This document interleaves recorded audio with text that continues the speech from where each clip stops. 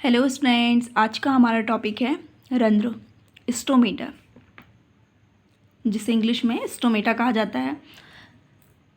यह biology students के लिए इम्पॉर्टेंट टॉपिक है, तो वीडियो को बिना स्किप किए लास्ट तक बने रहिएगा वीडियो पर।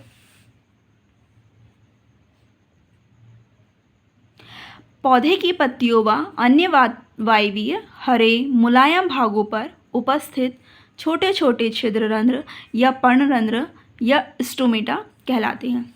जो पौधे की पत्तियां होती हैं व अन्य जो वायवीय हरे मुलायम पौधे के जो भाग होते हैं उन पर उपस्थित छोटे छोटे जो छिद्र रंध्र या पर्णरंध्र या इन्हें स्टोमेटा कहा जाता है, या ये स्टोमेटा कहलाते हैं। रंध्र या पर्णहरिम का वितरण, ये नेक्स्ट हेडिंग है। रंध्र या पर्णरंध्र या स्टोमेटा। रंध्र को पर्णरंध्र या स्टोमेटा के नाम से भी जाना जाता है।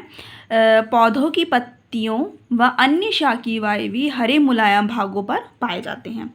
ये पौधे के शाकीय व पौधे की पत्तियों व अन्य शाकीय वायवीय हरे मुलायम भागों में ये पाए जाते हैं, किंतु पत्तियों पर इनकी उपस्थिति अति आवश्यक एवं महत्वपूर्ण है। किंतु जो पत्तियां हैं उन पर रंध्र पर्णहरिम की जो उपस्थिति है वह अति आवश्यक तथा महत्वपूर्ण मानी जाती है। पृष्ठाधारी पत्तियों में रंध्र अधिकतर निचली या अपाक्ष सतह की बाह्य त्वचा पर ही होते हैं।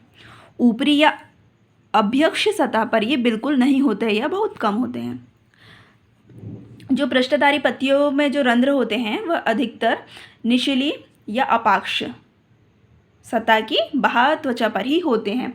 यह अभ्यक्ष अभ्यक्ष स्थल पर ये बिल्कुल भी नहीं होते, या होते भी हैं तो ये बहुत कम मात्रा में होते हैं। पानी के तल पर तैरने वाली पत्तियों में रंध्र केवल ऊपरी सतह पर ही होते हैं, जबकि जलमग्न पत्तियों में रंध्र नहीं होते हैं। पानी के तल में तैरने वाली जो पत्तियों में रंध्र होते हैं वे केवल ऊपर ही सतह पर होते हैं, जबकि जलमग्न पत्तियों में रंध्र नहीं होते हैं।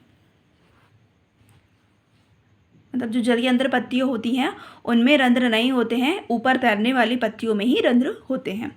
नेक्स्ट हेडिंग हम देखेंगे रंध्र या पर्णरंध्र की संरचना।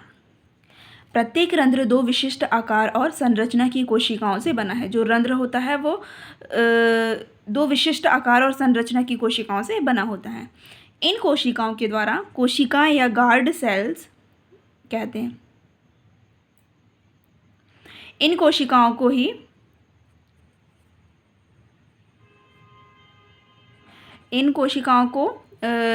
द्वार कोशिकाएं या गार्ड सेल्स कहा जाता है। ये स्ट्रक्चर ऑफ स्टोमेटा है, ये स्टोमेटा रंध्र का स्ट्रक्चर है। लेवल डायग्राम है ये।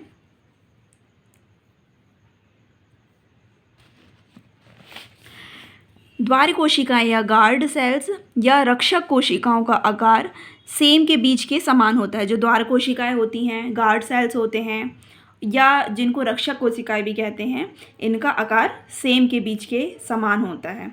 सेमी के बीच के आकार का होता है इनका आकार। इन्हीं कोशिकाओं के कारण रंध्र खुलते व बंद होते हैं। इन्हीं कोशिकाओं के कारण जो है रंध्र खुलते एवं बंद होते हैं।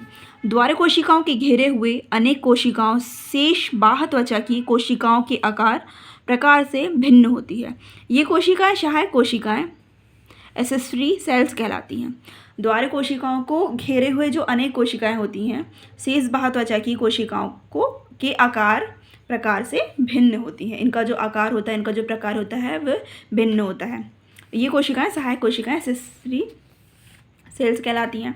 नेक्स्ट हेडिंग हम देखेंगे रंध्र का खुलना और बंद होना। रंध्र सामान्यतः दिन के समय खुले व रात्रि के समय बंद रहते हैं। ये जो रंध्र होते हैं वह सामान्यतः दिन के समय खुले हुए होते हैं और रात के समय बंद पाए जाते हैं। कभी कभी ये दिन के समय भी बंद हो जाते हैं, और कभी कभी ऐसा समय भी आता है जब ये दिन के समय भी बंद हो जाते हैं, जैसे रात के समय ये बंद होते हैं। जब द्वार कोशिकाएं स्फीत होती हैं तो रंध्र खुलता है, और जब फ्लैसिड होती हैं तो रंध्र बंद हो जाता है। रंध्रों का खुलना और बंद होने पराशरण दाब ऑस्मैटिक प्रेशर पर निर्भर करता है। जो रंध्रों का खुलना होता है और बंद होना होता है वो पराशरण दाब ऑस्मैटिक प्रेशर पर ही निर्भर करता है।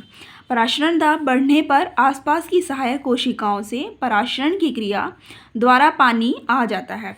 पराशरण की क्रिया के द्वारा जो आसपास की सहायक कोशिकाएं हैं उनसे पराशरण की क्रिया द्वारा पानी आ जाता है और द्वार कोशिकाएं स्फीत हो जाती हैं।